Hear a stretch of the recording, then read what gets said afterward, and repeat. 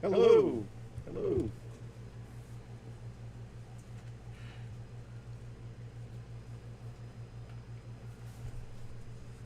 Starting your bullshit. The second I walked in the room, I got here at 2. When you're done with that, can you cricket his name? Thank you.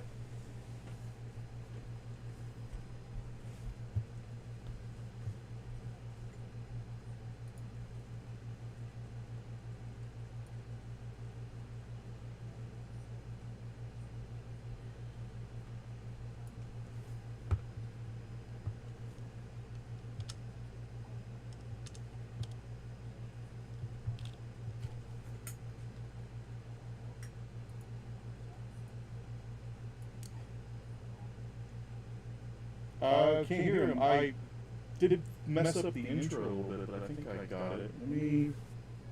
Let me check. Really?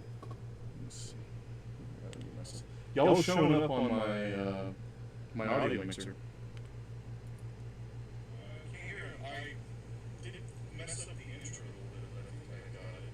Let me check. Really?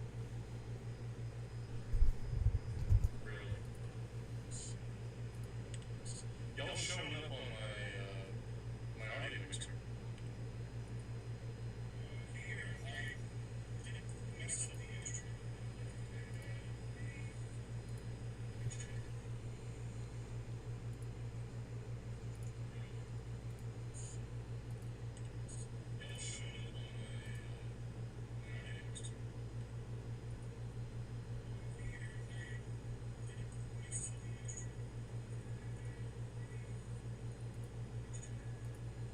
All right, can we get an audio check? Audio check. Audio check.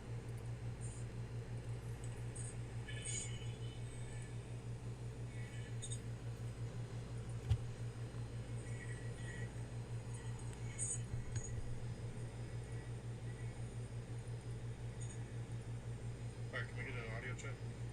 Audio check. Audio check.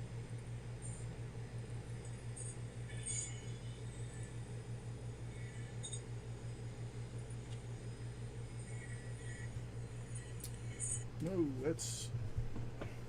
that is weird. What is going on here? And for some reason, I'm coming through the Discord audio, or I'm coming through both audio, is what it is. So there it is. Say something, guys. So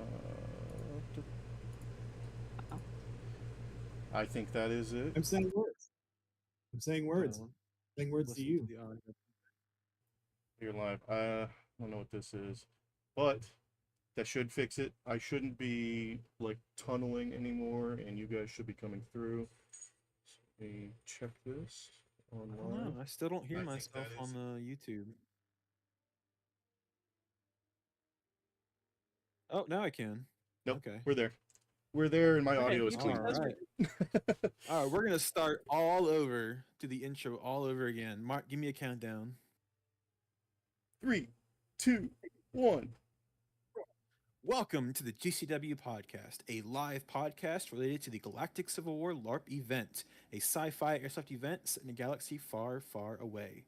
I'm your host Hus-qi, joined as always by my co-host Mark. Hello. Tonight, we'll be covering the topic of roleplay and getting into character. And to help us do that, we have the not so unaffiliated scoundrel Liana. Hello, everyone. And our mercantile master Recclan. Abrazo.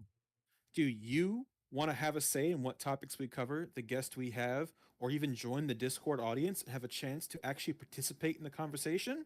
Then please head on over to the Galactic Civil War Patreon page, where you support not only the podcast, but the event series as a whole. Now, let's not waste any more time and let's get right into this.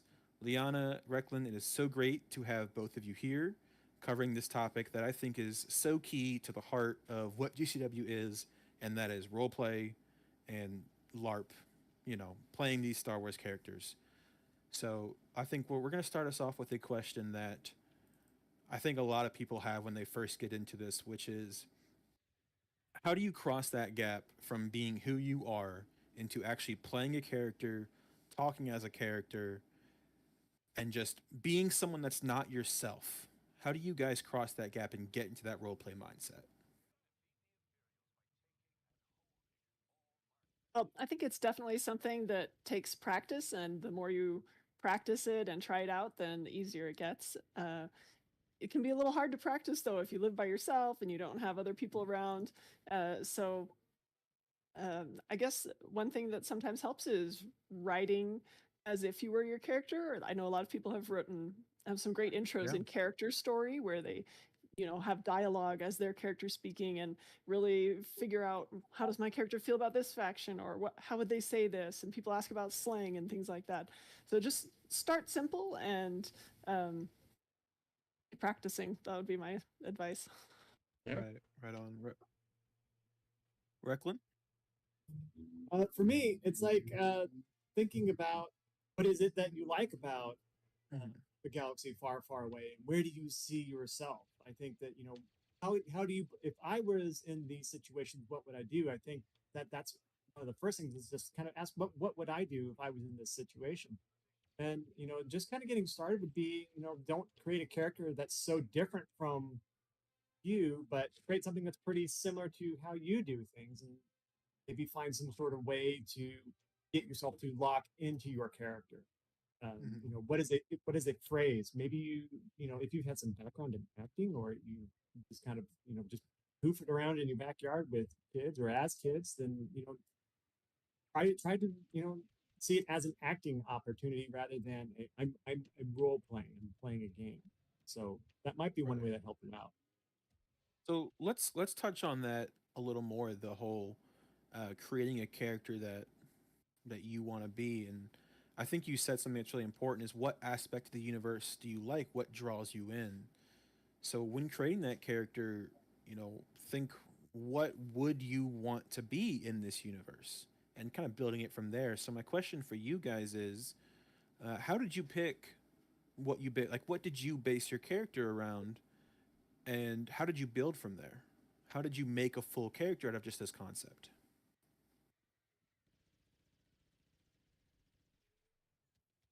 Well, I guess I think it was one of the admins who suggested, hey, maybe someone should play Liana Holic. I think it was Cal.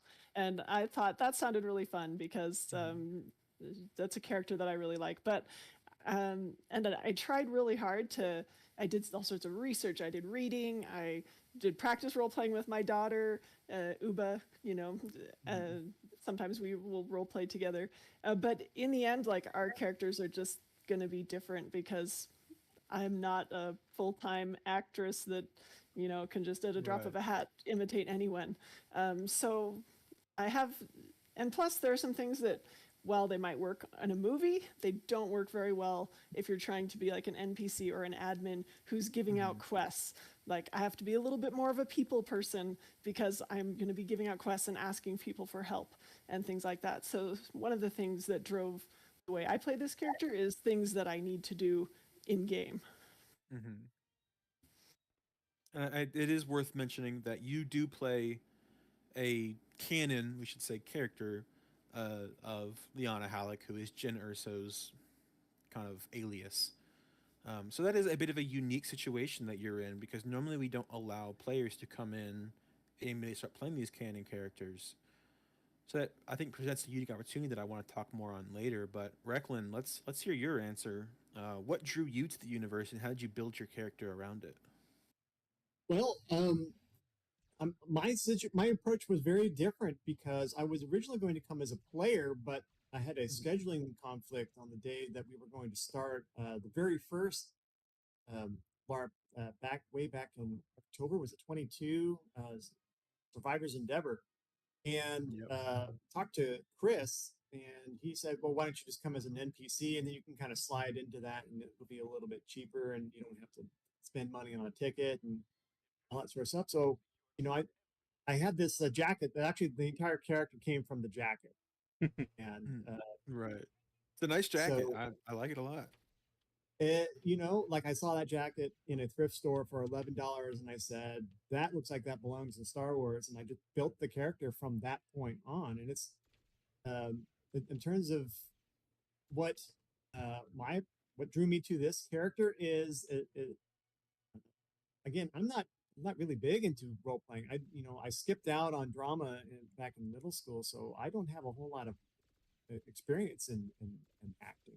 I took creative reading instead, which looks back is probably not a great decision, but I don't regret it. But this character, where the two words that really define the character of Recclan is suspiciously above board, and so I like that's that. that's those are the words that drive my character. He is suspiciously above board. It kind of goes back to the Jack Sparrows, like a dishonest person, to be dishonest, but an honest person, they may not be as honest as you think they are. So that's what really allows me to be the character of Reckland, is that he's suspiciously above board. Everything seems to be ship shape. I like that. That's really So good. Mark, what that's drew what drives my you? character is Sorry.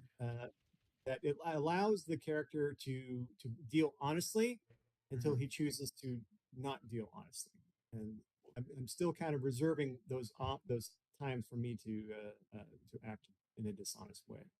Well, you So give me a very good deal on some pants, so I trust you.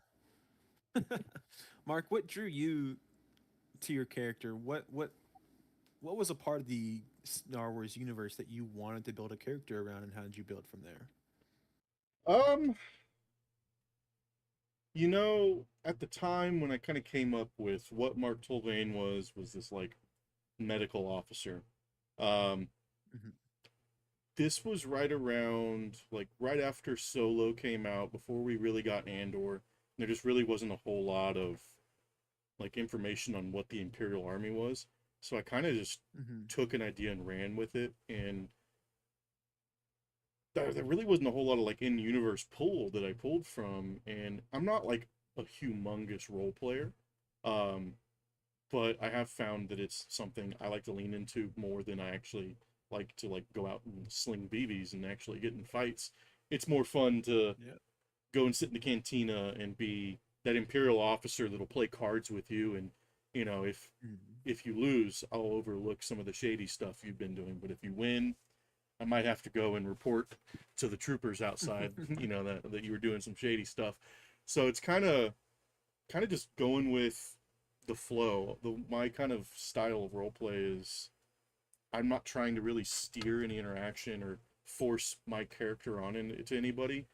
When I come across Hmm. another player, I kind of like let their character steer what I'm going to do in the situation. And I kind of just, I've got the idea of I'm an Imperial officer, is just the lens I look at through their actions. And how would just a regular Imperial officer react to what they are doing? And I find that kind of makes things a little more organic, and where I'm not strong arming people. And I think that's kind of like the really important part of role play is it's you're doing it to make other people have fun and make other people enjoy their surroundings. So your role play is not necessarily for you; it's for the people around you. Right. Yeah. That's awesome. I like how we each kind of have a different answer because, for me, what drew me to playing this rebel was that ever since I was a kid, Return of the Jedi was like my comfort movie. I would put that on and watch the Endor scenes on repeat, man. And as cool as Luke Skywalker, Han Solo, and Leia Organa are, I loved watching those Rebel commandos in the background. And I would always think like those guys are like the coolest, most toughest guys because they're up against this impossible enemy, and yet they don't care. They're so stern. They're so ready for action. And so when I found UCW and I realized I could be that rebel, it was awesome. And as I got more into the role playing character side, I started asking myself, what kind of person does it take to actually make that decision to give his life standing up to a overbearing empire? And so it kind of gives me the opportunity to project myself into the Star Wars universe while also playing a more exaggerated, version of myself where I can be this very confident, this very decisive, this very headstrong, reliable guy, because that's what being a rebel demands. Because the Empire doesn't leave any room for error.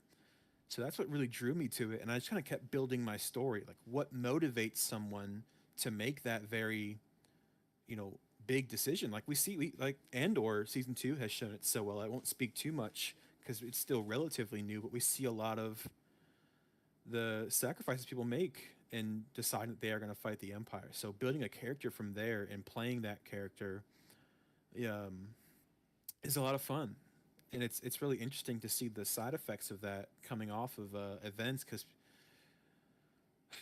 when you are that rebel, that headstrong, decisive, no time to dilly dally, it leads to some very interesting situations that you kind of have to my way or the highway through it because you have to get the mission done. So that makes playing that character so fun. So it's really interesting that we each have a different answer. I love that a lot. I Yeah. also want to speak a little bit Yeah, to please. what Liana said, and Hmm. that's basically, or what Mark said. That is, we're doing things not necessarily for ourselves. I mean, yeah, on one hand we are, but at the same time, Liana and myself as NPCs or non-player characters, we're just kind of happy to be here and do it and be in the Yeah. universe. But we're also here to help you get into the universe as well. Get you to interact with it as well. So it's not just necessarily, for our benefit. It's also to also look outside and to help other people get into that immersive environment. Oh, for sure. I've Yeah. discovered that for myself a lot as I've taken on more of a more of a officer's responsible role within the rebellion. I find myself asking, how can I help these guys have more fun? What can I do or say that makes the situation a lot cooler for them? But as we're talking about this, I do want to bring up that, you know, everyone here is a multi-event veteran. You know, we've all got a lot of this under our belt. Some of us, I would say most of us, probably have some form of role play experience outside of this. Would you agree, disagree? Um, Some but gaming. either way, Yeah, not a lot of yeah. like in-person RP. But yeah, some gaming. But either way, I think we need to say that like nobody starts off with a clear 100% idea of who they are and what they're doing. And nobody's first in character interaction is going to be like this amazing. Like Liana said, we're not professional actors. Nobody is. When you come to the event, people will giggle during a scene. People will talk outside of character a lot, but that's part of the. It helps keeps things kind of cool, but at the same time, it takes a lot of that pressure off to perform. You don't have to be the best actor ever. You don't have to be a good role player. You don't have to know how to role play. None of us were born knowing what we wanted to do and how we wanted to do it. I think, I speak for all of us when I say we're still learning. So I want to ask you guys, what advice would you have for someone that's brand new to this, that has never role played, that wants to come to the event, but they really, it's a lot to them. This is kind of overwhelming. They don't know how to start. To that new player walking on the field, someone approaches them talking in character. What advice do you have for that person? Well, one thing I heard, I think, from you and Mark is that you start with who you are already. Any of us, you just drop us in the Star Wars world and we, have an interesting time. And another thing I'm hearing from you guys is that you just take like one or two adjectives and make that start there with your character. Like Jun, you said decisive. And Mark, I know your character likes to play games in the cantina. So, a game playing Imperial officer, maybe that's like where you start at. Or Recclan, you're like, I've got a cool jacket and I'm not afraid to, Yeah. sidestep the law. That's a great place to start. My first character was actually a rebel, and I teach sometimes. So I thought, well, what if we had a character who's a teacher who somehow, one of her students had a drone malfunction that the Empire thought they were spying on him, and she gets sent to prison and kind of forced to fight for the Empire. Because I think two questions that can help you figure out your character are: why is my character here doing this thing, fighting for the rebellion or looking for credits or fighting for the Empire? And what do they care about? Do they care about their teammates? Do they care about credits? Do Such they a care good about question. looking cool?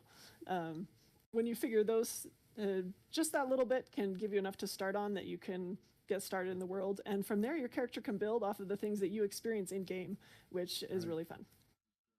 That's a really great question to ask as a new player is what do I care about? So I think that's great. Recklin, what advice do you have for that new role player or someone that just wants to get into it? I think it really kind of depends on you as a player. Mhm. Are you the type that needs to have everything planned out? And some of the people just need an outline. And so uh, I think though it's probably better, just my opinion, to have just an outline, have basic idea. This is some of the hard skills that I know how to do. Hard skills mean like important skills and things that you can actually do, and create this character. You have a blank slate. Nobody knows who you are, unless you're coming with friends, of course. For the most part, nobody knows who you are.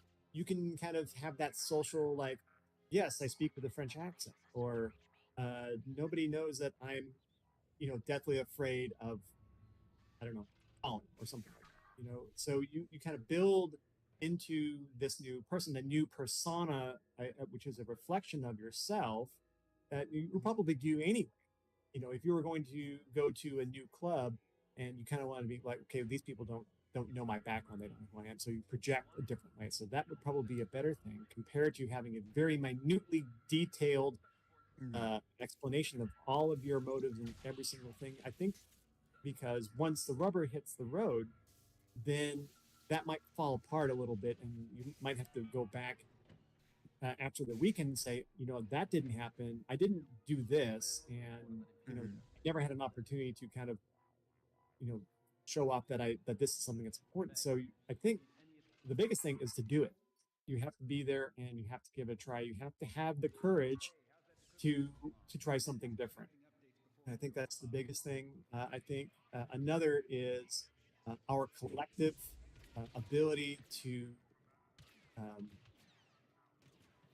to create an immersive environment. So it's all of our responsibility to make this seem like it's an immersive environment. So the more immersive that we make it, the more I think people would be inspired to say, okay, I need to do better with my uniform, or I need to do better with interacting at the cantina, or I need to learn how to play sabacc or something.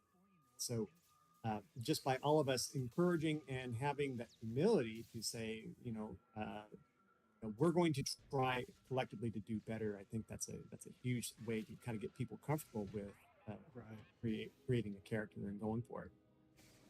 Well said. Well said. Mark, you got any stellar advice for us?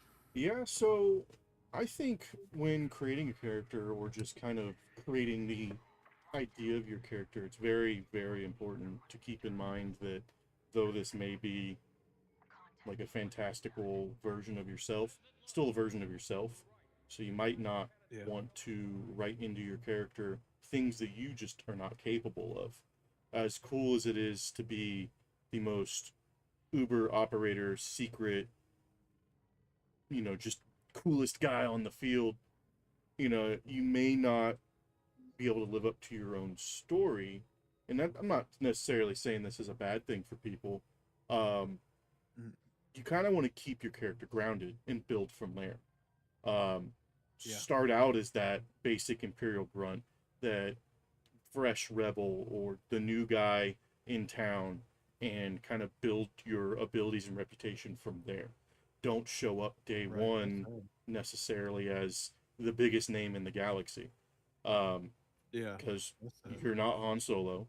You may become very renowned in the community eventually, and that's all going to be through natural progression of your character. We do have a Yeah, few start that are small. renowned in the community. There- There's a lot of names I think we could. There are list off some right names now. that have, they have made a name for themselves.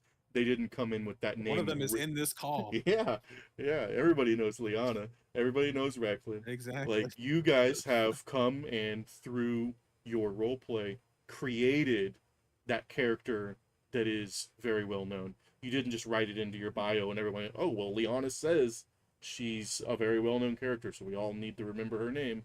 No, through interaction, everybody now knows her name. I think that's the I think important that thing to works keep to in her mind. detriment at times, doesn't it? Though that Yeah, everyone knows her now. right. Yeah, I think it's also important to remember to start small. Yeah, Yeah, Start yeah. small. Start fresh. Let your first event be the beginning of your character story. You know, I'm guilty of it. My first, I kind of ended up rewriting my character after the second event because I didn't have this long, lengthy backstory, but I had an idea in my head that just didn't pan out, and that's fine. You know, there's nothing saying you can't go back to the drawing board, but you know, don't show up saying that I've already, you know, killed a crate dragon and I've fought off an entire rebel battalion and I've single-handedly blown up a star destroyer. Because when you know, the rubber hits the road, you're a guy on an airsoft field or you're a girl on an airsoft field. It's cool to have these things, but it's a lot more interesting to read the character stories. I love reading the from a certain point of views, the stories after the events, because now people, I'm building an idea of your character. I might not have known your backstory, but I know, okay, there's this imperial sergeant who did this thing and had this stuff happen, and let that story build naturally. And when people are reading it back, it almost, it reads better, it sounds better, and it sounds like a more interesting character. um, you know, I think reading about the 10 millionth, you know, Commando Joe, uh, Billy Badbutt, you know, that's one thing. Reading about this really complex story full of highs and lows of things that happen naturally is so interesting. So come in, like Reckland said, as that blank slate and let your story build. You know, like Liana said, have a question of in your head of what's my motivation, what do I care about, and then just build from there. So if you want to show up as a Imperial, just come as yourself as an Imperial and ask, okay, why did I join the Empire and what do I care about? I care about peace, justice, security. Okay, cool. You know, show up as an unaffiliated, you know, you're the new kid on the block, like Mark said. You've got a blaster and a heart full of gumption. You know, what do you care about? What's, go out and find that goal, find that story. So that's really well said. And Reckland, there's something you've mentioned a couple times that I really want to touch on, and it's you mentioned your jacket and how your story built from there. And I think there's really something to be said about having a prop that isn't like the central part of your character, but it's what you build on, and it can almost act as like a switch in your brain. You know, you put that jacket on and you're Recklan. You know, you're no longer who you are outside. You're Recklan, you're in the Star Wars universe. You're this, you know, dishonest, honest shopkeeper. You know, for me, it's my Pathfinder helmet. If I put that helmet on my head, I'm in full rebel mode, and it's that switch. So I think having that prop and building from there is a really good point. And I'm wondering, like Mark, Liana, do you guys have something like that? Do you have that thing, or it can be a, you know, a part of your getting ready Saturday morning or Friday night? Like what's the part for you that really gets you into character? Do you have that prop? Do you have that ritual? Anything like that? I don't know. I do have a YouTube playlist of songs that kind of get me Hey, in that the works. mindset of a character. And yeah, like I said, on the road trip up, we always have a long road trip, at least 12 hours. So we're doing role playing in the car. You know, I'll, um, I'm lucky enough to have people in my car that I can do that with. So. Yeah. But yeah, putting on the vest that does okay. You know, I'm in Star Wars. No, no, pulling out the blaster. Okay, yep, yep. That speaks volumes about having an actual blaster kit. Because when you hold that real Star Wars blaster in your hands, there's something different about it. But I think a playlist is another great way. You know, especially if you've kind of already gotten your story and your motivation down, putting that playlist together of songs that get you in that get you motivated, get you in that mindset. It's awesome. I need to put together a rebel playlist. That's be a good idea. Cal started Mark, one. Yeah. yeah. Oh, there you go. Yeah.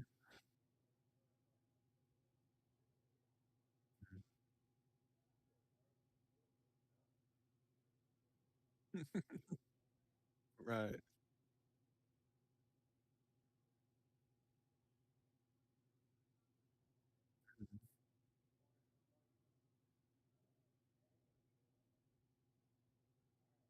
Yeah.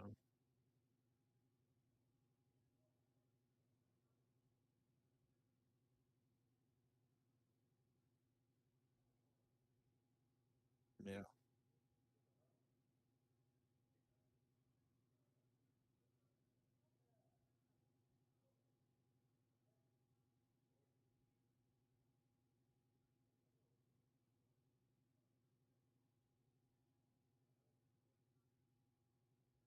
We lost audio. Mark, we lost audio.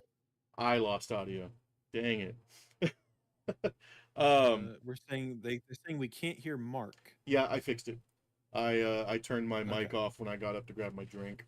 Um, Ah, what I was saying, wonderful. I like throwing on the hat and the uniform and going around giving people the the better than you Imperial look and kind of getting into that snooty Imperial officer mindset. Um, and I kind of think that that's kind of the peak of the event. Really, is those social before and like during the lulls in combat when we're just in those social areas and everybody's playing their role and mingling together, where you've got your Imperials in the background watching everybody, the rebels scheming and keeping an eye on the Imperials, and the unaffiliated just oblivious to those two aspects, just playing cards, making money, and partying at the cantina. And I think that's kind of like the core of the event to me. I think that's the soul of GCW is Mhm. those social interactions. The blasting is Right, and fun. I Yeah. think there's Actually, yeah, the Friday night games, I have to say Oh, that's something that gets me in character, mhm. it really especially, does. Yeah. the lying and scheming ones. Yep. 'Cause I've long said that the cantina is the heart of the GCW. it really is, man. It really is.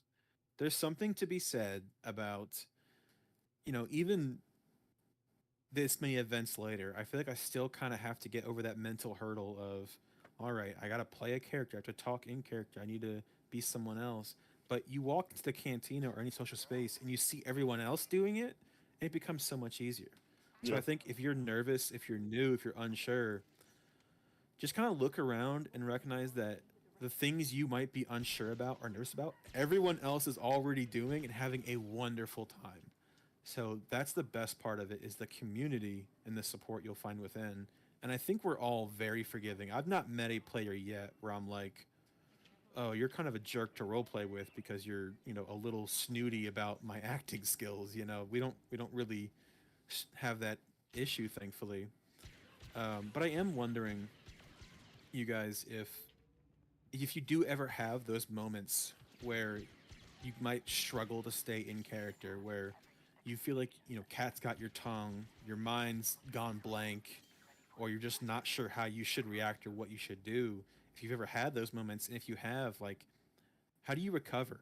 How do you keep moving and not be like, oh, well, okay, I'm just gonna back away and forget I was ever here? Oh, that's a great question. I think a lot of people stress about that. Yeah. It can help to have like just a stock phrase or just something that you always say, like maybe just say, "Thank Ferric," Yeah. and just walk away, Yeah. or maybe just give people a look. That's if you can't think of anything to say, just give a look. Give them the You're Chris an imperial, emoji. especially. Give them that imperial gaze. Just give them the Yeah. Chris emoji when in doubt. Yeah. Yeah. Yeah, no, Mark, now they're there's hearing Battlefront 2 audio. What are you doing? um yeah, there's been some We're going to hire times that guy. there's been some times where other players kind of put a wrench in the flow of role play, and especially when it's not just you and that other person, it's like you and a group, and there's one person that either their heart's not in it or they're just like actively not wanting to be a part of this. That's kind of hard, and it can be very frustrating, and it's important to like just Mhm.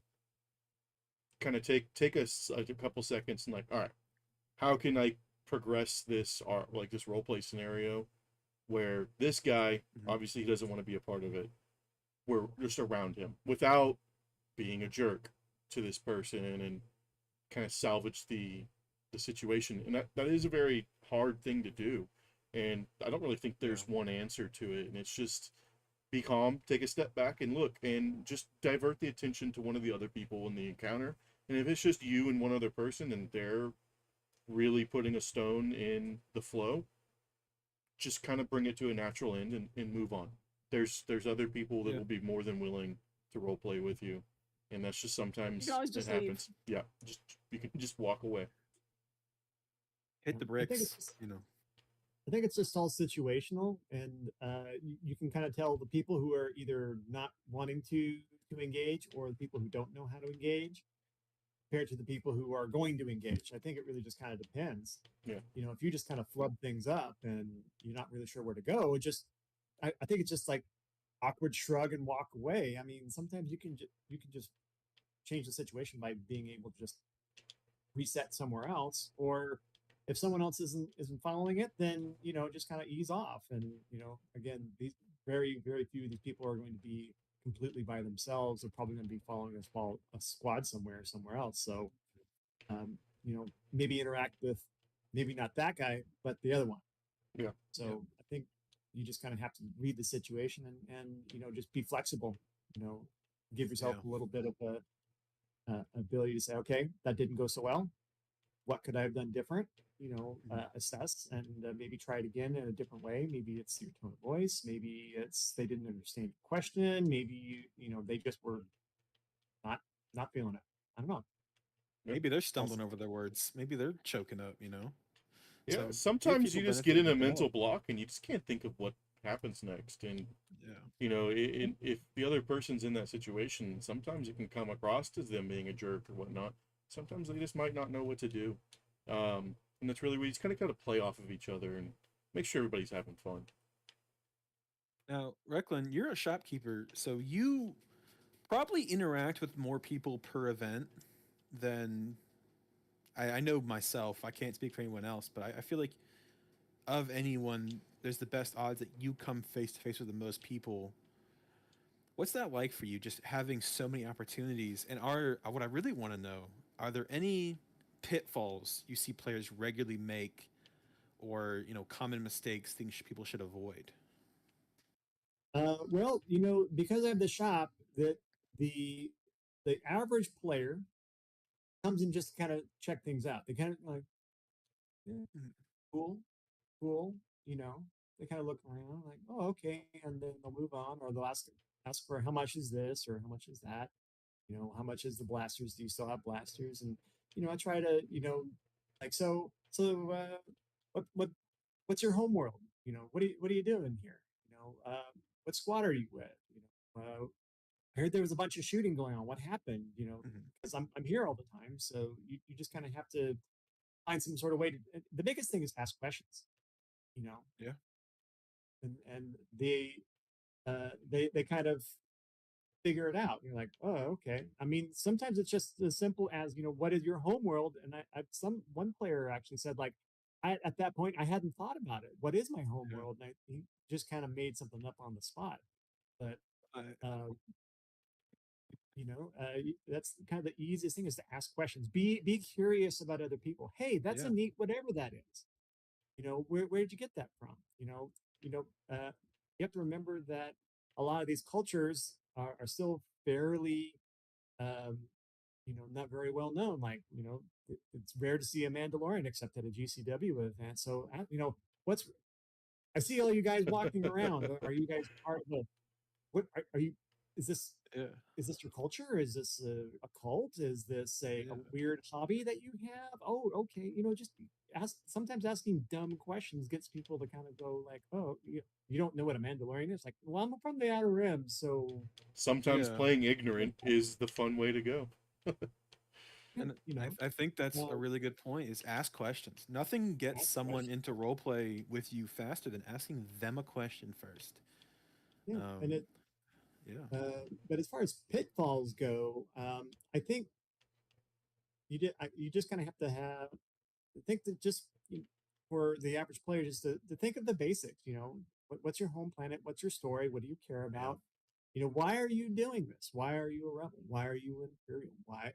You know, why are you so desperate to get a job and get these credits? Are you trying to pay off a speeder? You owe somebody money? So Mhm. just having the basic motivations is really big. As far as pitfalls go, I don't know. I mean, I think not having uh, a basic answer for basic Star Wars and Galactic Civil War kind of questions is probably where I'll catch the most amount of flat-footed responses. Like, I don't know, I haven't thought of it. So, That's true. give yourself a little bit of time to think about your character. Yeah. I know at Fate's Grasp, as an Imperial, we were asked to go around and take a census of players' names, their planet of origin, and a few other questions. And that planet of origin question tripped people up endlessly. Just like the wide-eyed, deer in the headlights look you'd get when you'd ask. It's something. It's funny because you'd think that would be one of the first things you would kind of create. Yeah, but it's also a question that's so easy to improvise. I don't know what happened there. I hope we're still streaming. We are good. We are good. That was my fault, guys. Okay, but yeah, I think that's a common one. Is that planet of origin? I know Justin was telling me our Imperial faction leader. Shout out Justin. That he asked that question of his troopers a lot. You know, where you from, trooper? And he says the answer he gets the most is Tatooine, and he's kind of started playing a little game where he kind of Tatooine. That's some backwater desert planet. I don't even know we were recruiting from there yet. Just kind of giving people a second chance to think of a planet that might fit the character they want to be a bit better. And you know, push comes to shove, just like Coruscant. You know, if we're all from Coruscant, I don't think it comes across that bad. Yeah, it's a very dense planet. Someone said, Mark, stop touching buttons because the stream's looking all kinds of wonky. I am trying to fix it. It's not recognizing the window. There we go. We're back. We managed to go 2 episodes without technical issues. You know? Well, that was my fault. I tried to bring up the Discord chat on my phone, and it transferred the call to the phone. Don't worry, I'm watching the Discord. All right, then I'm not even going to worry Discord about chatters, it. If you have any questions, Discord chatters or YouTube chatters, I am watching these chats. I can see YouTube chat. I just don't have Discord chat up. What's a Star Warsy creature? A Gundark? Is it like a bird? Someone tell me what a Gundark is. Gundark are really tough, kind of almost human. I don't know if they're sentient or not, but they're really tough. They're like big gremlins. Yeah. Oh, okay. Whatever the Star Wars version of a hawk is, I'm watching the chats like one of those. Porg. Clearly, I know my Star Wars lore so well. It is hard to improvise that stuff in the moment. You're like, well, if I was on Wikipedia, I'd just get on there and. But I think that's a good tip for like veteran players. It's like, hey, maybe read up on some like Star Wars lore so you have stuff to play off of. Like if you're bored and you want to make a conversation, be like, you catch the Boonta E 500. I hear they just had another one. What race are you in from? I'm a Ben Quadraneros kind of guy myself, you know. You know, just start talking about pod racing. That? Yeah, just start. You're one of those pod racing fans. And there you go. That right there is the basis of a really fun in-character conversation you could have. So, pick a weird aspect of lore in Star Wars and be like, yeah, I'm really into Star Wars botany. I really love plants. This planet's got weird plants, you know. Hey, the Jedi Survivor games are full of plant stuff, so that's something great right there. Yeah, the games are a good source to pull lore from, especially obscure games. Yeah, there's a lot of like lore that just got lost in the games that never made it into books or movies. I do want to ask you guys, like, sorry, Recclan, you had something? I'm just gonna say, you know, if you've got some sort of weird lore part, ask people to come along with you. You're like, hey, I need someone to watch my back when I'm looking for, plants on this planet. I've never been here before. You just watch my back, you know, because I don't know what's hiding out in the trees. So, you know, that's the way you can get people involved with it. It's like, you know, he was looking at plants and I was making sure there were things in the trees that were going to eat them, you know? Yeah. And if like you're really into like that aspect of lore, like starship technology or botany or just any most random obscure thing, there's a guy named Raincloud who is a lore master and knows everything about that topic as well, and he would love to talk about it in character with you. Go find whatever character Raincloud is and ambush him with questions about how hyperspace engines work. He will talk to you about it. That is a guarantee. And at the end of your interaction, shoot him. No, don't do that. No. He plays He does something permadeath. very unique. He plays each of his characters one life, so when he dies, that character's gone. Yep. Makes me But we glad I don't didn't normally do- shoot Duron when I had the chance. I was thinking Right. about it, but I didn't know I that. apparently I almost killed Inspector Diggory Sky and didn't even know it. And when I found out, I was like, I kind of wish I had, just so I could have that notch under my belt. Not Diggory Ringside is a Sky. national treasure. You need to He protect really every is. single one of his characters. Save it for the imps. Yeah. Go shoot every NPC instead. That's a rebel approved message. Except I cannot HK. remember. If you see HK, don't bother shooting, just run away. I'm sure he has 400 or so. Yeah, he's got like a billion characters that he can pop out anytime.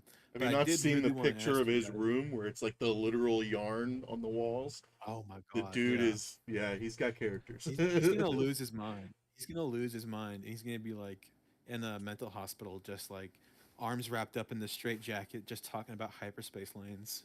GCW, man. Yeah, I really want to ask if you guys had a moment or just any cool thing that you experienced that was specifically from role playing, like no blasters involved, just people in character interacting with each other. Do you have something that you always fall back on? You're like, wow, that was just so awesome.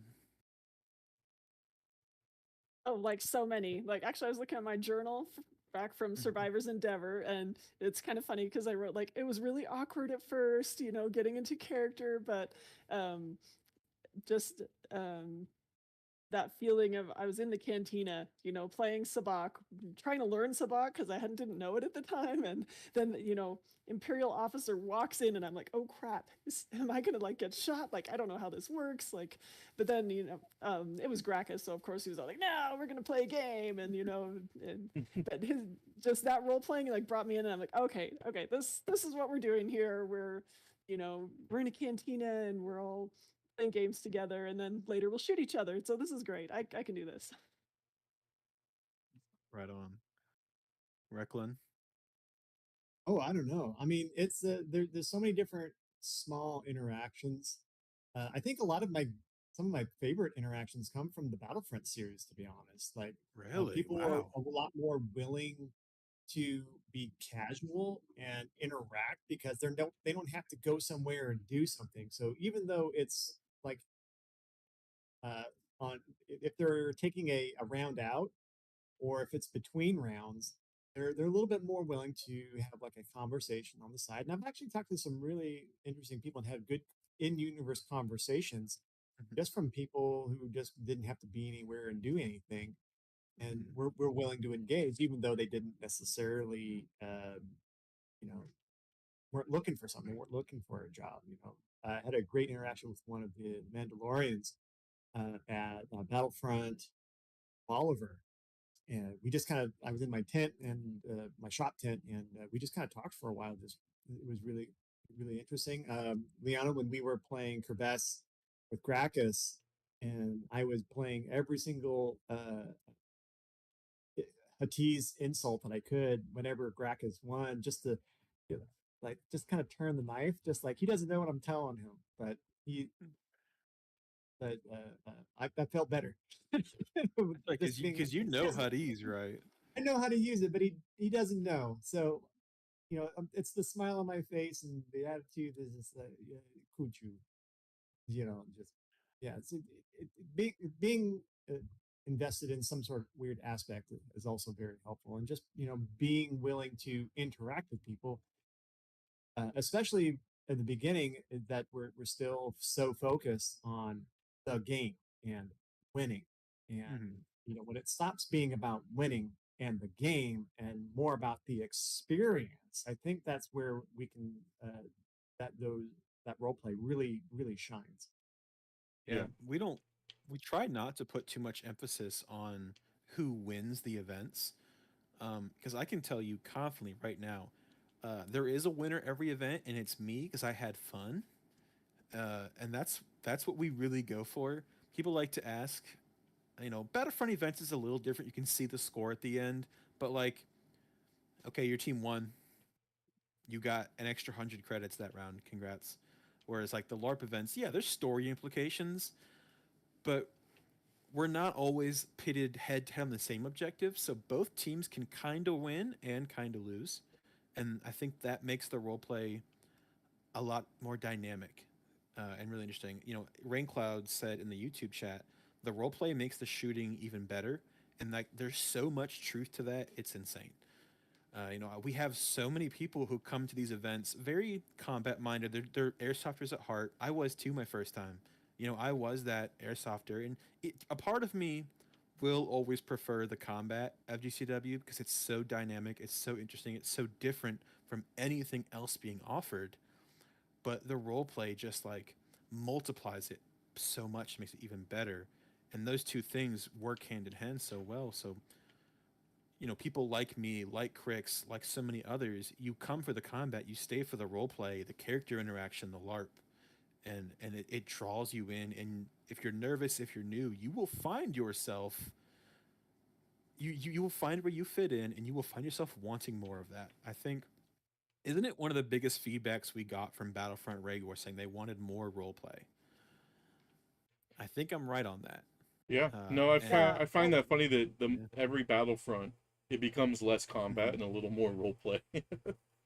Yeah, I don't know if we can announce anything or declare anything, but I do know that we want to do more roleplay stuff at the Battlefront events. They will always be Battlefront at heart for those players that just want to shoot. And that's nothing wrong with that. But we also want to provide a lot more options for roleplay and character, you know, exploration. So I think we have a lot of And fun stuff to look forward to. Go on, sorry. like Recklan said, sometimes it's a little easier to get into the role play during the breaks of the Battlefront Mhm. events because you're not worried about, oh, well, does my squad have to go and take this objective, or is somebody going to shoot me while I'm talking to this person? You can kind of let your guard down and, you know, talk or have a fun game of cards or whatever that is. And yeah, you mentioned some of the best RP events being at Battlefront events. Like, I don't know, one of my favorites was when I was not Liana, I was a Chiss partisan character, and there was a I time remember bomb, this. and I remember everyone, this. you know, there's no blasters, so people were like trying to arrest me with a water Yeah. bottle, you know, just doing their best to pretend, and to chase all around and get beaten with the, you know, the butt of a rifle, and try and escape, and it was super fun to just have that interaction. No blasters needed, but everyone really got into it, and that's what made it so fun. Right, and Raincloud just said that Battlefront events are not canon, but doesn't mean there's no storylines, and that's very true. And from what I'm hearing, it sounds like the best place to test the waters and figure out your character is at the Battlefront events. You know, in between rounds, look around, approach a vendor, approach an NPC, and just kind of see where it goes. Feel stuff out. And if you don't like it, hey, it's not canon. Don't worry about it. You know, Play a game. very yeah. Play the game. Yeah. Just play the game and have fun. Yeah, and I if you're at a think Battlefront event and the combat's just not going your way and it's frustrating you, sit out the round, go sit in the cantina, play cards, have a drink from the cantina, Yeah. and enjoy yourself. Because I'm not gonna lie, I'm a staff member, but there are some times that I get frustrated, and I'll take a break and I'll sit out around and I'll go sit in the cantina and I'll play cards with somebody, and I still enjoy myself. They enjoyed themselves instead of just sitting there and waiting for everybody to come back. You can always go off and do your own thing. Recklin? I think the Battlefront. Ooh, I think he froze up.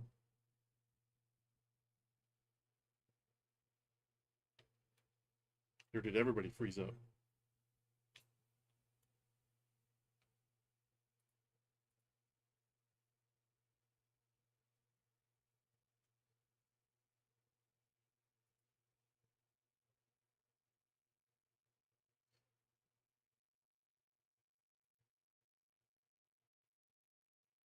Anybody in YouTube chat? Are y'all still seeing this, or are we froze up hard?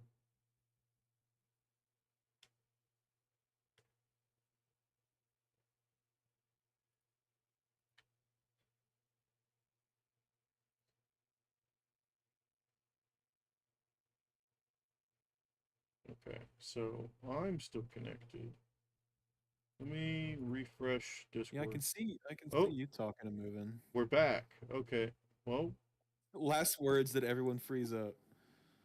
I gotta say, Recklan, your pose on the YouTube freeze is really good. Yeah. Like you're So taking a sip from like an invisible water bottle.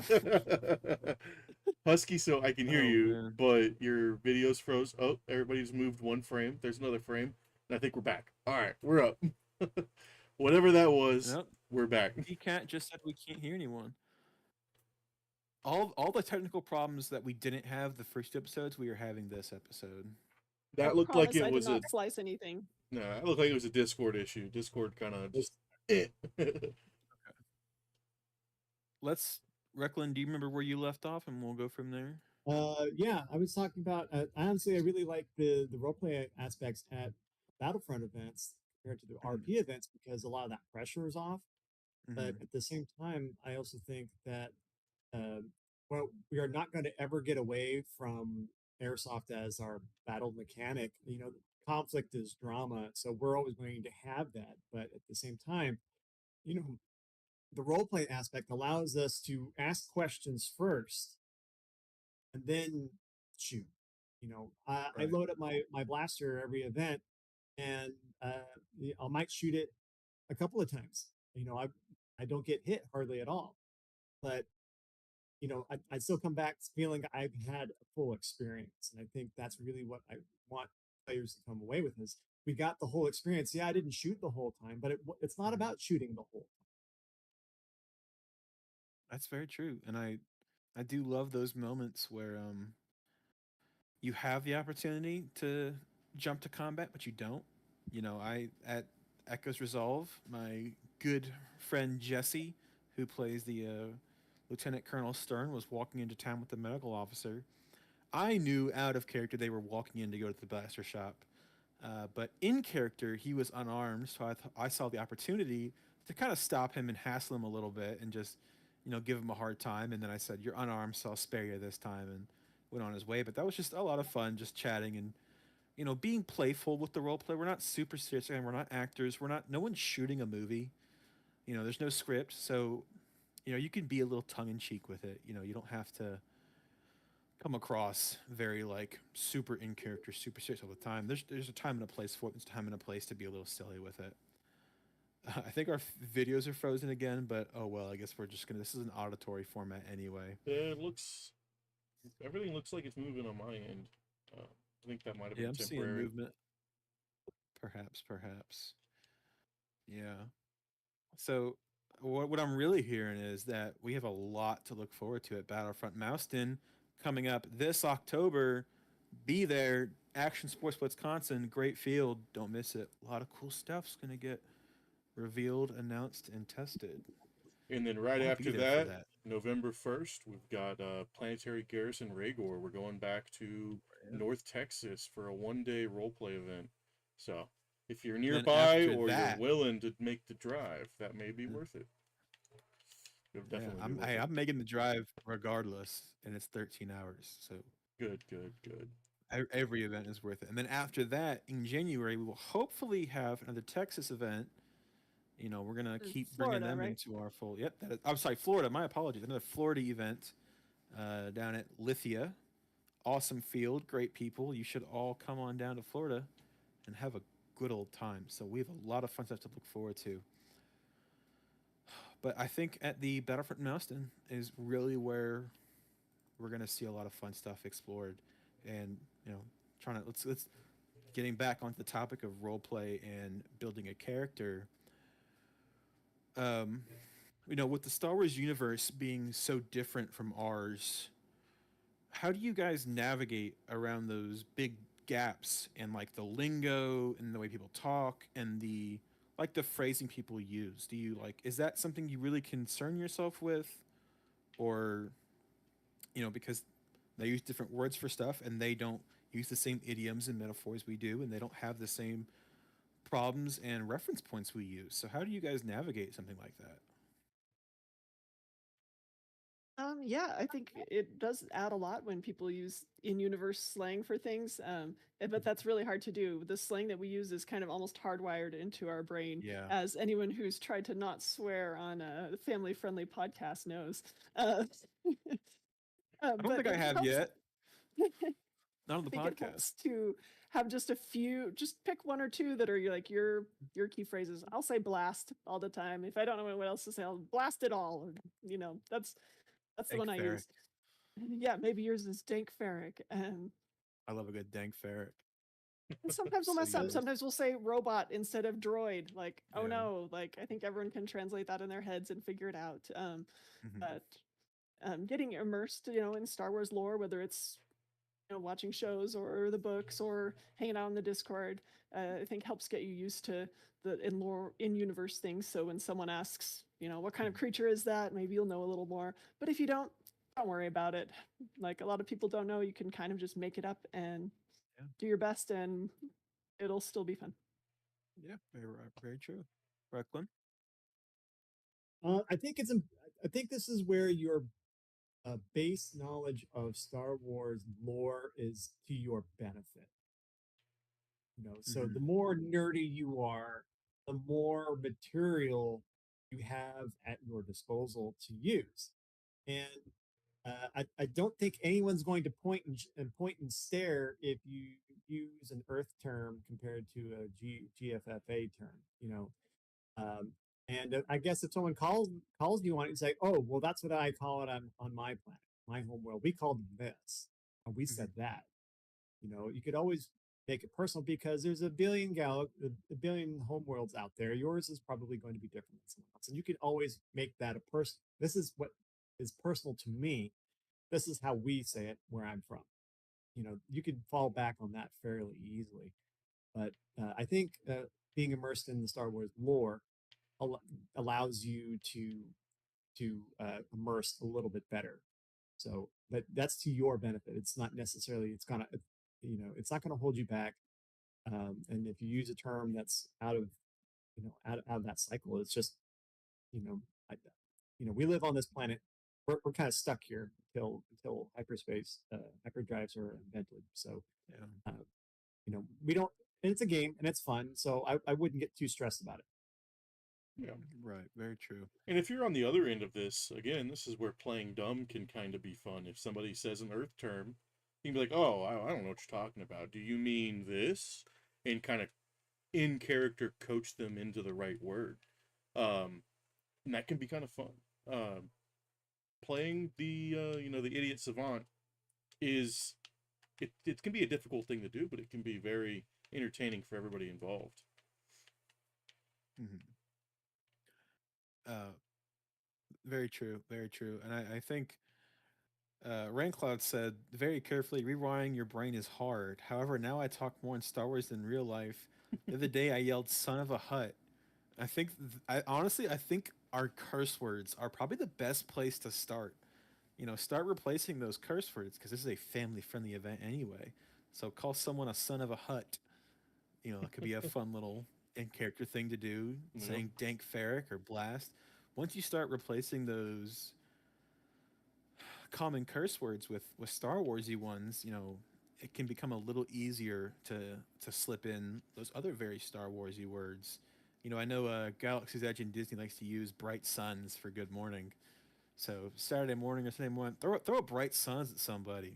Throw that out there. See how that lands. You know, just roll that and Or you throw could, it out. or you could learn Huttese and Yeah, really mess with people. yeah. Recklan has a really detailed PowerPoint on learning Huttese. So get with him, and maybe you can really mess with people. Can you give us some Huttese, Recklan?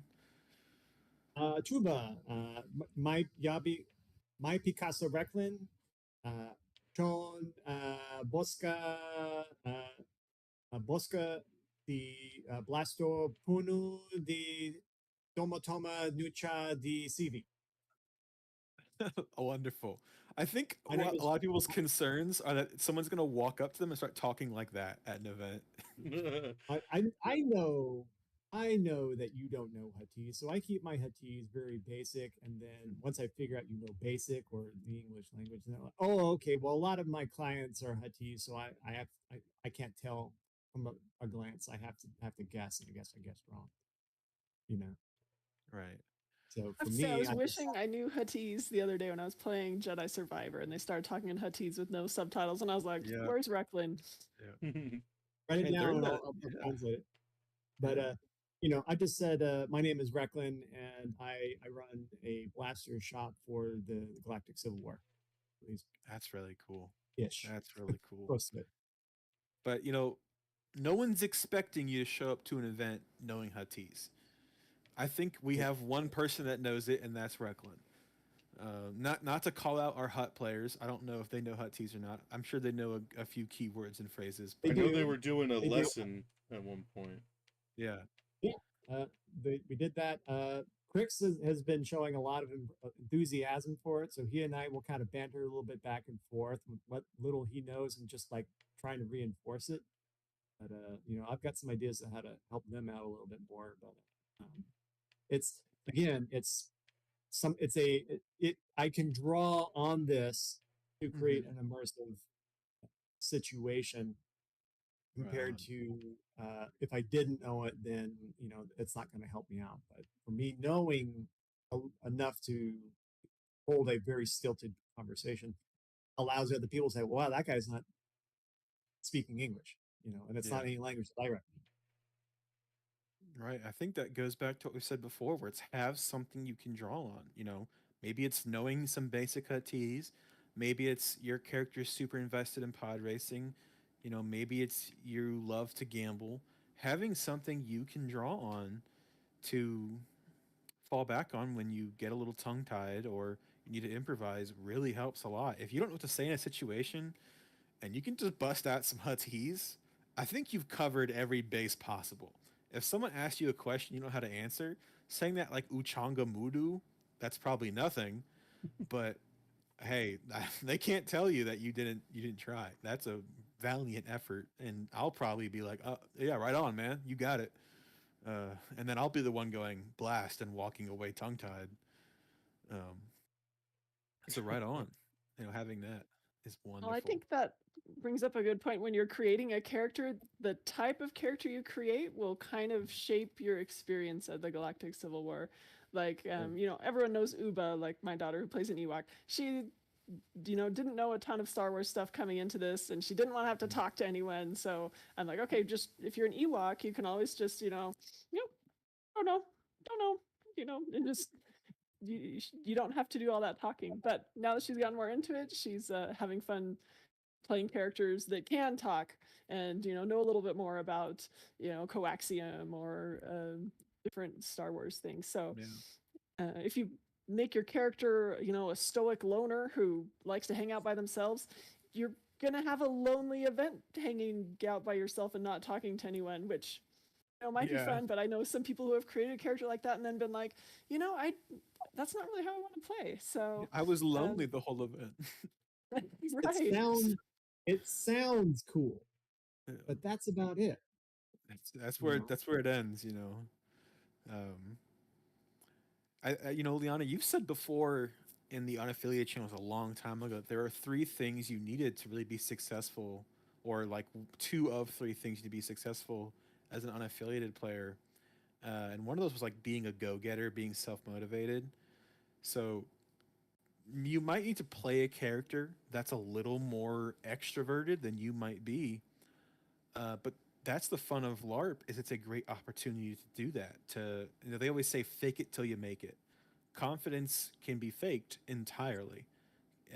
So maybe you're as introverted as can be, but get into that mindset of this character you want to play that's very extroverted that will approach people and talk to them and fake it till you make it. The first couple times will be a little difficult, but if you keep doing it and keep doing it, you'll find it gets a lot easier each time, and you might even find it kind of improves you outside the events where you find that confidence is easier to call upon as well. So I feel like role playing is a great way to develop social mhm, skills. If that's something that you're trying to work on as a person, then yeah, role playing could be a fun way to do that. 100%, 100%. Um, so now we're getting Uba in the chat. People are saying she's iconic, and Snacks. her go-to catchphrase of snacks. It is always so hilarious when there's the most like tense firefight going on. We're hunkered down and covered, grenades are going off. I looked over, there's an Ewok with a wagon walking up. Snacks. Like I'm trying to stay alive right now. She's just like walking through the middle of blaster fire, unbothered. Um, it's always the funniest thing to see, and I love it so much. Um, and then something I wanted to get on as well was like, don't feel like you can't change your character. I know when you join the game, you're issued a chain code, and that chain code stays with you no matter what. But I can speak from experience because I have switched factions, not switched, but I hop back and forth as needed. So I've played Empire 3 times now, and I've played Rebel like 4 times now. Um, and you're never locked into playing one character. So even if you've been to multiple events, you might find, someone in this call might find they need a new character very soon. You can't say much. And I know something that a lot gets talked about is the potential for character permadeath and ways to have that happen. So, all voluntary, of course. No one's going to forcefully kill off your character, but that could be a fun opportunity too to kind of give yourself a mental reset and think, okay, I spent the past 3 events playing this character. I feel like I've learned a lot and gained a lot, and I want something different. So this is more of a hypothetical for you guys, but like, if you had the opportunity to start over entirely fresh, nobody knows who you are, you're showing up to the next event for the first time, what kind of character would you guys be if you weren't who you are now? I mean, I guess I really like being able to play more than one character as an NPC. There's been a few Mhm. times where I've got to, have a Chiss partisan that I've played, and I started the first event as a rebel. I haven't played a Mandalorian and I haven't played Imperial. So I do have an Imperial psychiatrist medic in mind that I think would be really fun. We'll see if that ever gets to happen, because that probably would be more useful to GCW than another Mandalorian. Probably. Hey, playing Empire is always a lot. I always people should do it once, just to experience it because it's so unique, it's so different, and it's such an interesting perspective to have going forward. So, Roken, what about you? Uh, this is something that I've kind of struggled with for a little bit because some people have said something to the effect of, Recklan, you're iconic. Everyone knows who you are, sort of a thing. So Mhm. on one hand, I'm GCW famous, but on the other hand, you know, I kind of want to do other characters too. Um, because it's the same character everywhere I go, and so we're going to these different planets. How do you rationalize having the same character show up on 4 to 5 different planets? And so it's kind of hard to do that, but people know and trust the Recklan character so much so that there are whole people groups out there who have no idea what my real Earth name is. So I do have other characters that I do play, one of which I try not to make associate with me. So it feels like it's a totally different player, a totally different character, so that they interact with that character different than they would with Recklan. I also have a couple other characters that I have kind of in the back, just kind of in ready mode, just in case that a call comes down the line and says we need a NPC to be able to go do something else somewhere else. I can throw on this costume real quick and be, a character that no one has ever seen before. And I'm definitely not Recklan, because Recklan obviously has a certain style, he has a certain way of doing things. But this character, I could slip into this character like a glove, and then puppet him for a little bit for whatever we need the situation we need to do. And then when I go back to my shop, I can take him off and put Recklan back on. So Right on. I do have a couple of other characters that could go should there be a permadeath for Recklan. Mhm. Um, but I think that's one of the more interesting things is that as time goes by, that the Recklan character comes and goes. Mhm. I personally like playing Recklan, and I'll try to keep him around as long as possible, as long as he doesn't permadeath. So, Right um, on. but yeah, I've got a pilot, I've got a low life, got I want to do a hyperdrive technician. Maybe have that for a mission, just like a guy in a coverall and a bunch of tools in his belt, sort of thing. Like, oh yeah, I know all about it. You guys need something done. Like we need this character, sort of thing. I've got characters to be able to be played, and some of them have names, some of them don't. Again, it's just kind of like what is the situation call for? Recklan is kind of my home, is like my home character. He's most like me. Right on. Yeah. Mark, what about you? If you could start again making a whole new character, even if it was still an Imperial, do you think you would do something different? I think a clone Mandalorian Jedi would be really. No, I'm just kidding. I really want to do a That's my Tusken Raider. original idea. Do not steal. That is I came up with that. I really want to do a Tusken Raider. I just think it would be Oh, that'd be so hilarious to cool. just hang out in the woods and just scream at people and slug rounds at them if they get too close. Yeah, bowl of Osi then. But I want to actually be like, I want that Tusken helmet. I think Yeah, the it is Tusken, really cool. yeah, environmental helmet things look so cool. And Hmm. like what we saw Cal do with his KCO2, making that what are they called? Oh my The god, I can't. tubes. No, the Um, the rifle, the slug thrower. Like oh there's yeah. Yeah, there's so yeah, much like yeah. craftsmanship with that, like carving the wood, getting that crazy stock shape, like that appeals to me. I like making things, and Dude, I shout think out Cal, man. He makes the coolest stuff. yeah, that rifle is really cool. The kit is really cool too, but that rifle is something I've been wanting to do for a long time. Um, and like just the amount of work that had to go into that kind of rifle. I think that Hmm. that paired with that kit just seems like a really fun. Nobody's done it yet. The rifle's been done, but the outfit nobody's done it yet, and it's all just very Yeah, handmade and custom, and that appeals to me.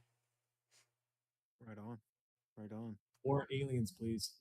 Yeah, Yeah, that's I've, if Operation Firebird goes a certain way and John Husky perishes, I would love to take that opportunity to spend a couple events playing as like a Weequay, Hut affiliated character. Maybe like a death stick dealer, someone that's just kind of very, very sleaze bag, yeah, walking around. Want to buy some death sticks with that cool Weequay mask. It'd be awesome. yeah. Playing an alien, playing out that unaffiliated Hut type thing would be so cool. Something I really wanted to try. So having that opportunity would be really that'd probably be what I'd do, going unaffiliated. Or for a while, my girlfriend and I were working on Hus-qi and Brood cosplays from the Jedi Survivor games. It's a group of mercenary bounty hunters that are very unique in their appearance. But our 3D printer isn't working, so that's on back order now. But something like that would be really fun. Um, yeah, Yeah. more aliens is what Raincloud's saying. So making an alien character is always the coolest way to do it. It's a Star Wars after all. I think we need to put together like a resource list, kind of like how we have the Rebel kit links and the Imperial kit links. We need to put like a master list of like mask and like the cool stuff we can get because we've got some really awesome ones. Um, Man, I had a really great question, but it just slipped my mind. Chats, if you want to throw any questions at our guest or anything, feel free. If any of our Patreon supporters want to maybe raise their hand and give their piece, feel free. We are I just think about an right hour and a now, half, so if we want to bring in some patrons to ask some questions, now would be a good yeah. time. Well, you mentioned aliens. I think that would shape your character a lot too. Sure. Do you speak basic? How do you feel about the Empire and the rebels and everything? Depending on where Mm, you're from and what kind of alien you are, you might have a different response to that. for sure. Especially if you're playing like a Wookiee, you kind of have your motivation in the fact that your race has been enslaved and Kashyyyk has been occupied. So that's definitely something to consider. Is like if you're not sure the kind of character you want to play, maybe think of some of the aliens and what they've got going on. There's a lot of fun stuff there. Someone asked the question, how do you let the events at RP events affect your characters in the future? I actually update my character story after every event. I think of the key details and I add them in, and it kind of affects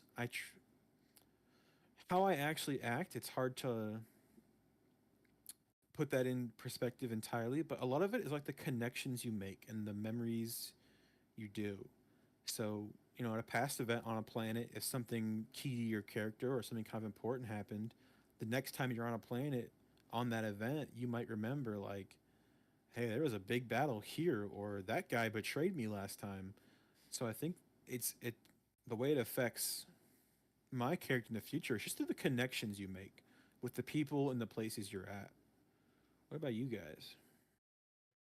Yeah, definitely. I try and remember the players that I had interactions with. Like, oh, I remember when you were one of the guards in the Imperial prison, and you shot me in the back as I was running away, which is granted a normal reaction, but I'm gonna remember that. Or, oh yeah, we played cards. Even though you're an Imperial, you're not that bad, and or Right. I can trust you to follow the rules, or I could trust you to lie every chance you get, or just kind of remembering something that characters have done or factions have done. Like, oh, the Mandalorians were missing their children, and I tried to help you get them back, and now working with the Mandalorians on some other stuff because sometimes our interests now align.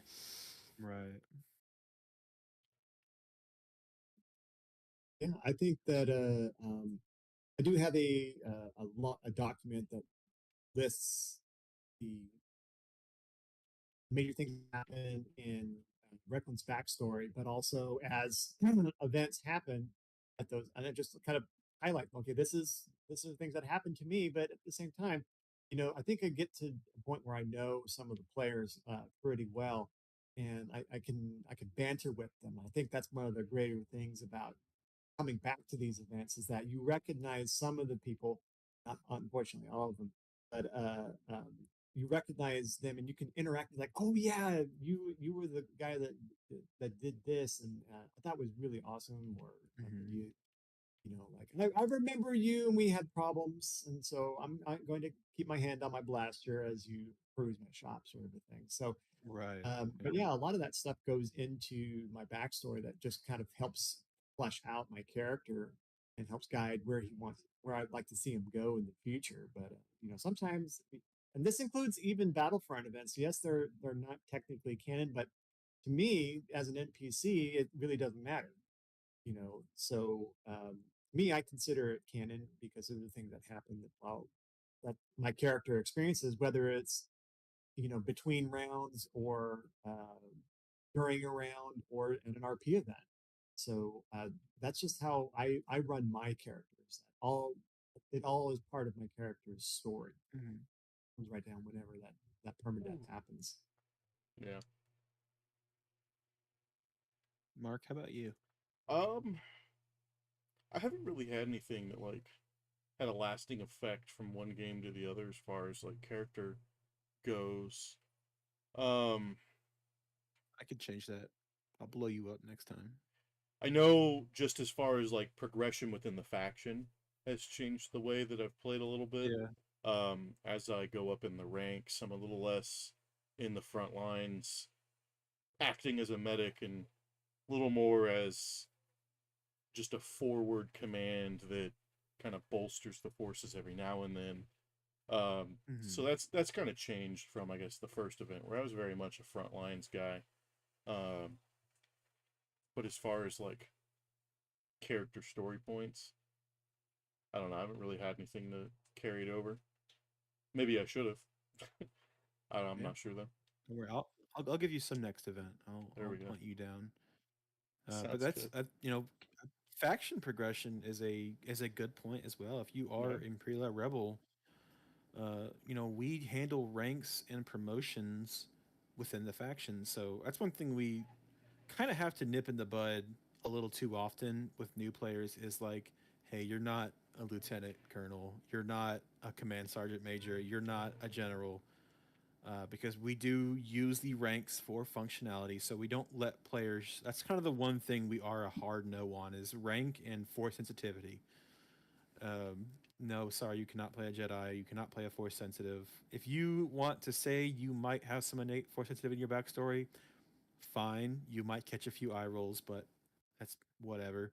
But the ranks are the one thing we are pretty hard and fast on the no.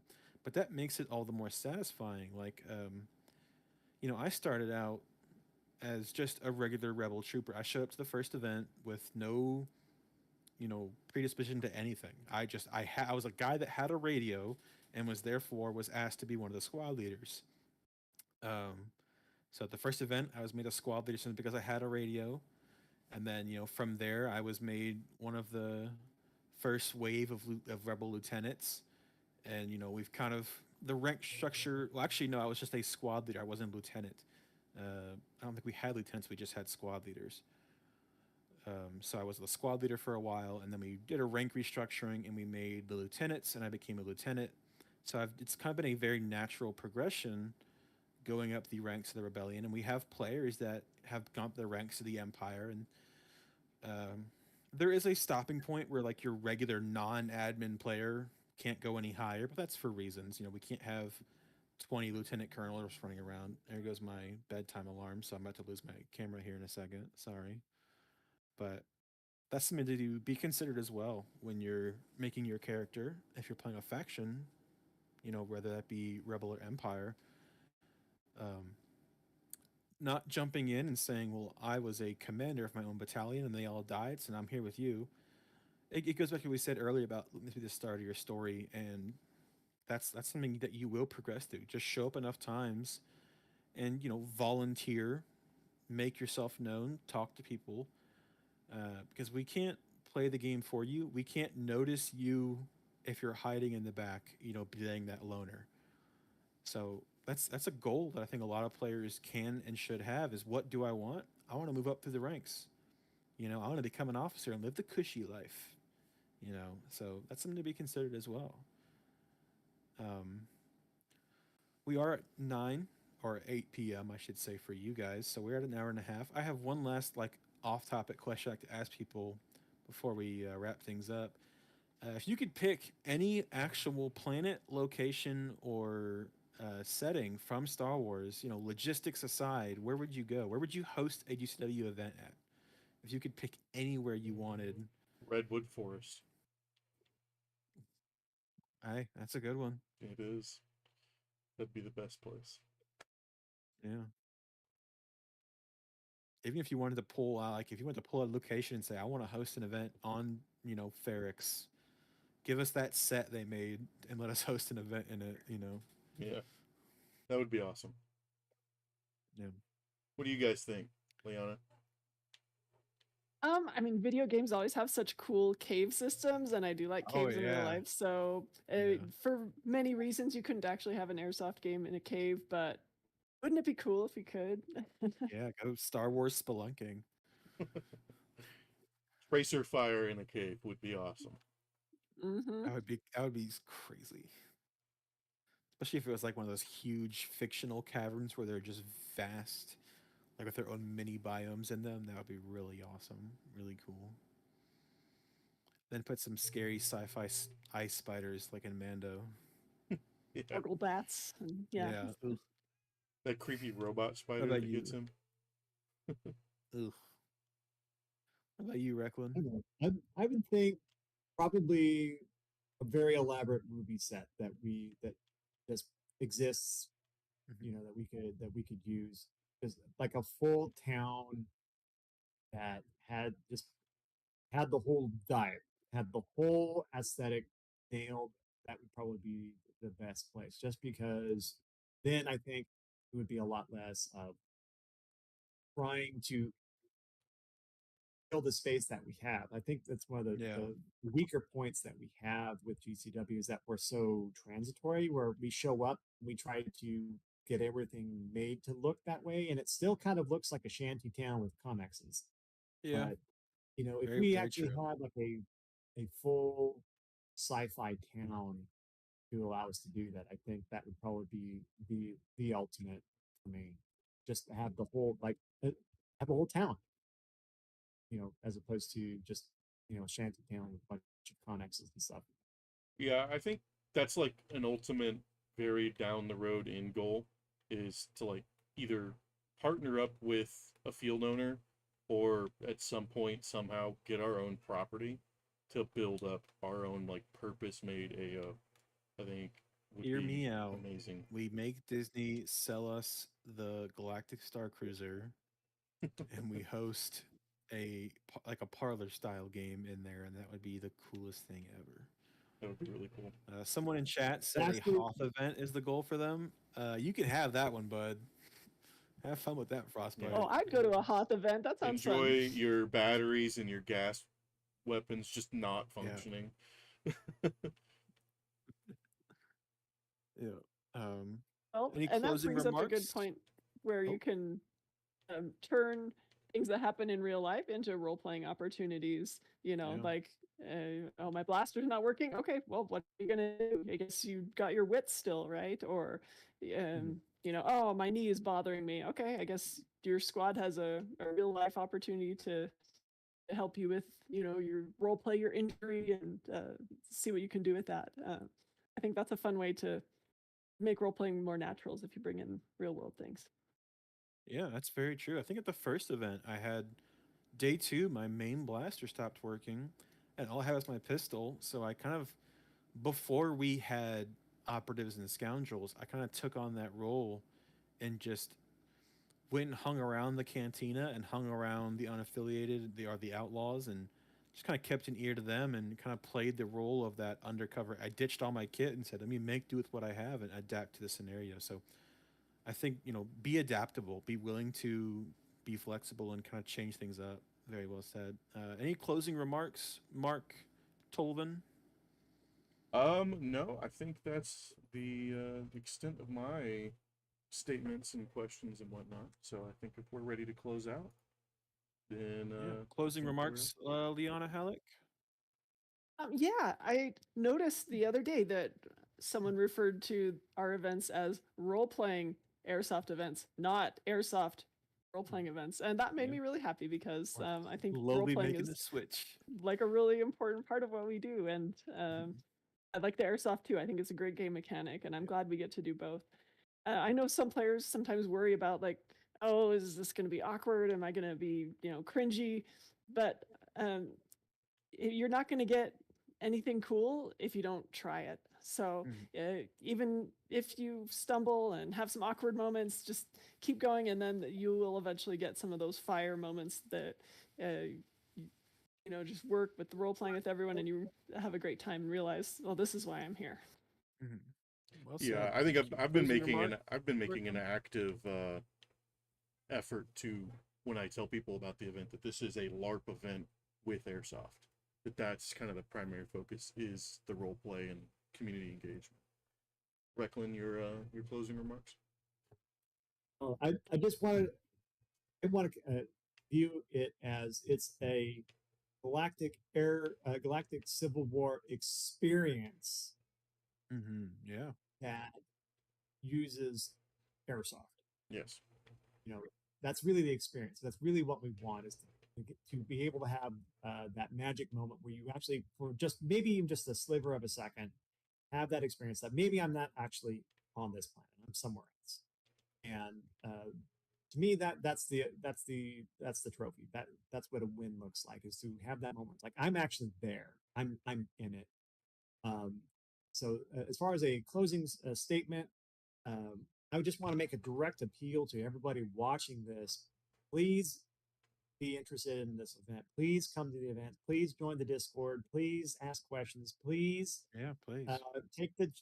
be courageous enough to make an attempt to be a part of this. This is a great community where we want you to succeed because we will all succeed as a result. You know, this should appeal to airsofters, but we also want to appeal to the people of the costuming community, people who are the drama kids, the theater kids, The the people cosplayers. who are the the airsoft, the Star Wars nerds. There's something in here for everybody. Uh, this is a great community. It's not ruined by anybody yet. So ask people, bring a friend, bring two friends, bring three friends. So it's not going to get any better until we make it better ourselves. And so be working on your kit, be working on your role play, work on your background, find out what motivates you, tell your friends, get your friends interested, and come to our events, please, please, please, and have a great time. All right. Thank you so much. I think that is going to do it for tonight's episode of the Galactic Civil War podcast. Thank you so much for joining us. Thank you for tuning in and listening. And thank you for being you. All right, Mark, roll the outro music. And a big thank you to our It is patrons on Patreon. You guys are keeping this podcast going, and what y'all put in is going directly into the events, getting us more props, more game set Get on features. Patreon is a big help. This event, it has cost a lot of money to get it started. We are slowly catching up, but there's a long way to go. I'm not going to bore everybody with that. That's not y'all's problem. But the support goes a long way, and it does make the event better for everybody. So I'd like to thank those guys. Donating to the Patreon is what gets us to be able to expand to new fields and more places. Yep. And also, it lets you tell me and Mark what we talk about and who we talk to. So Yes. you can make us talk about anything for 2 hours to anybody. Yeah, patrons are going to have. Patreon, you could say, talk to me. Yeah, patrons are going to have a direct commentary on what we talk about on this podcast, and you guys are going to get some behind the scenes conversations with the staff members. We'll bring gameplay ideas to you. There's some other perks on there as well that'll be rolling out next month. Our patrons are on the screen now. Big thanks to these guys. You guys are awesome. Y'all are going above and beyond just buying a ticket. Read them out loud. We got Athens Athens, Milan, Daniel Coral, Ian Shea, that guy, Dakota R. Reynolds, and Odo Tadana. Big thank you to those guys. I think one more person joined since this page was made. Next podcast, your name will be on there if you're not on there right now. But thank you guys for supporting the Patreon. Y'all have a good night. That's the end goal, having your name up there. Yes, it is. It is. All right. Are we done? Can I say curse words now? No, we're still on the air. Only if they're Star Wars. Alrighty, the guys on YouTube, Roll the thank outro you. music. Thank you. You guys have a good night.